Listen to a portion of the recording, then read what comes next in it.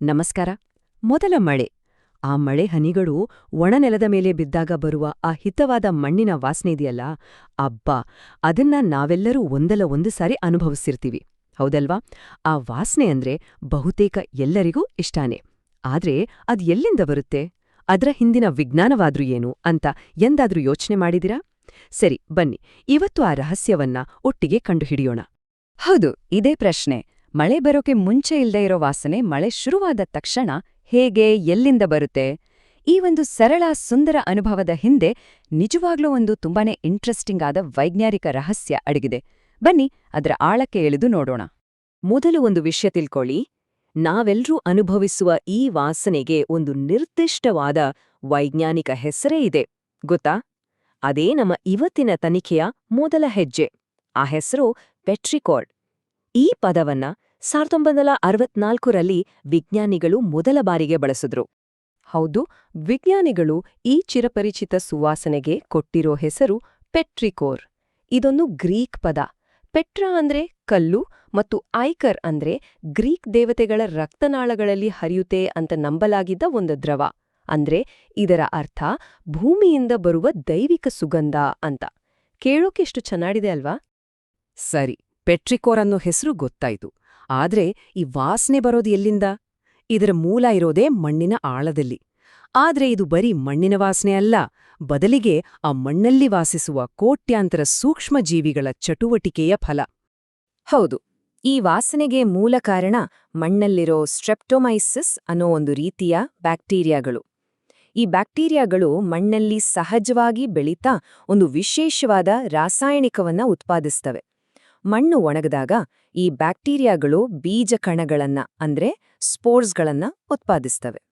ಆ ವಿಶೇಷ ರಾಸಾಯನಿಕದ ಹೆಸರೇ ಜಿಯೋಸ್ಮಿನ್. ಹಾಗಿದ್ರೆ ನಾವು ನೆನ್ಪಿಟ್ಕೋಬೇಕಾದ ಪ್ರಮುಖ ಅಂಶ ಅಂದ್ರೆ ಈ ಜಿಯೋಸ್ಮಿನ್ ಅನ್ನೋ ಒಂದೇ ಒಂದು ರಾಸಾಯನಿಕ ಆ ವಿಶಿಷ್ಟ ಮಣ್ಣಿನ ವಾಸನೆಗೆ ಮುಖ್ಯ ಕಾರಣ. ಅದ್ರ ಹೆಸರಲ್ಲೇ ಅರ್ಥ ಇದೆ. ಜಿಯೋ ಅಂದ್ರೆ ಭೂಮಿ, ಓಸ್ಮೆ ಅಂದ್ರೆ ವಾಸನೆ, ಅಕ್ಷರಶಃ ಭೂಮಿಯ ವಾಸನೆ.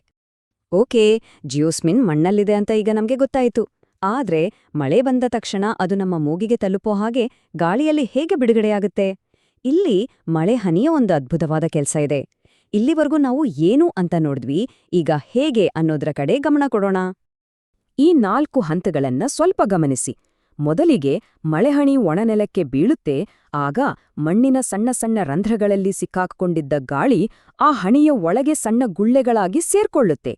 ಆಮೇಲೆ ಆ ಗುಳ್ಳೆಗಳು ಹಣಿಯ ಮೇಲ್ಭಾಗಕ್ಕೆ ಬಂದು ಪಟ್ಟಂತ ಒಡಿತವೆ. ಕೊನೆಯದಾಗಿ ಅವು ಒಡೆದಾಗ ಜಿಯೋಸ್ಮಿನ್ ಇರೋ ಸಣ್ಣ ಕಣಗಳನ್ನ ಹೊತ್ತ ಒಂದು ಸೂಕ್ಷ್ಮವಾದ ತುಂತುರು ಅಂದ್ರೆ ಏರೋಸಾಲ್ ಗಾಳಿಗೆ ಚಿಮ್ಮುತ್ತೆ. ಪ್ರತಿ ಮಳೆಹಣಿಯೂ ಒಂದು ಪುಟ್ಟ ಪಂಪ್ ತರ ಕೆಲಸ ಮಾಡಿ ಈ ವಾಸನೆಯನ್ನ ನಮ್ಮವರೆಗೂ ತಲುಪಿಸುತ್ತೆ. ಈ ವಾಸನೆಯೇ ಸುಮ್ನೆ ಗಮನಕ್ಕೆ ಬರೋದಷ್ಟೇ ಅಲ್ಲ, ಇದು ಬಹಳಷ್ಟು ಜನಕ್ಕೆ ಯಾಕೆ ಇಷ್ಟ ಆಗುತ್ತೆ? ಇದಕ್ಕೆ ವೈಜ್ಞಾನಿಕ ಕಾರಣಗಳ ಜೊತೆಗೆ ವಿಕಾಸಾತ್ಮಕ ಕಾರಣಗಳು ಇರಬಹುದು ಅಂತ ಹೇಳ್ತಾರೆ. ಅಂದ್ರೆ ನಮ್ಮ ಪೂರ್ವಜರಿಗೆ ಮಳೆಯ ವಾಸನೆ ಅಂದ್ರೆ ನೀರು, ಅಂದ್ರೆ ಬದುಕು ಅನ್ನೋ ಸಂಕೇತವಾಗಿತ್ತಂತೆ. ಈ ವಾಸನೆಗೂ ಮನುಷ್ಯರಿಗೂ ಇರೋ ಈ ಸಂಬಂಧದ ಬಗ್ಗೆ ಸ್ವಲ್ಪ ನೋಡೋಣ. ಹಾಗಿದ್ರೆ ಇದು ಬರೀ ಜಿಯಾಸ್ಮಿನ್ ಕಥೆಯಲ್ಲ. ಬೇಸಿಗೆಯಲ್ಲಿ ಸಸ್ಯಗಳು ಬಿಡುಗಡೆ ಮಾಡುವ ಕೆಲವು ತೈಲಗಳು ಕೂಡ ಮಣ್ಣಲ್ಲಿ ಸೇರ್ಕೊಂಡಿರುತ್ತೆ. ಮಳೆ ಬಂದಾಗ ಜಿಯಾಸ್ಮಿನ್ ಜೊತೆ ಇವು ಕೂಡ ಗಾಳಿಗೆ ಸೇರಿ ಒಂದು ವಿಶಿಷ್ಟವಾದ ಸುಗಂಧವನ್ನ ಸೃಷ್ಟಿಸ್ತವೆ.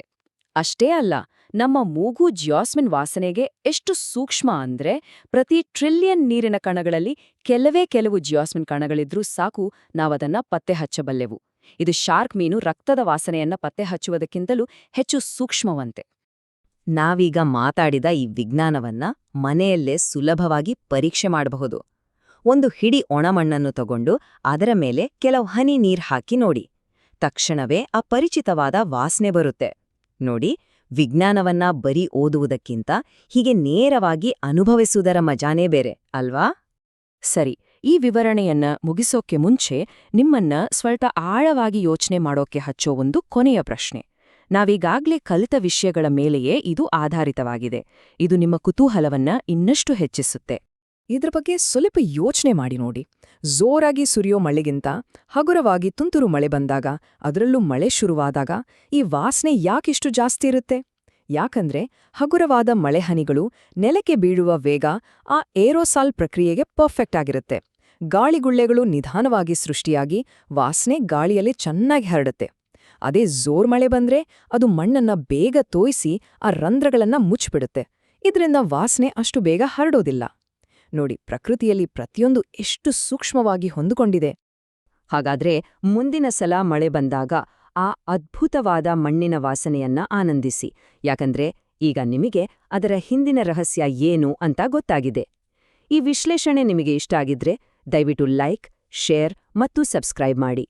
ಮುಂದಿನ ವಿಶ್ಲೇಷಣೆಯಲ್ಲಿ ಮತ್ತೆ ಭೇಟಿಯಾಗೋಣ. ಅಲ್ಲಿವರೆಗೂ ಕುತೂಹಲದಿಂದಿರಿ.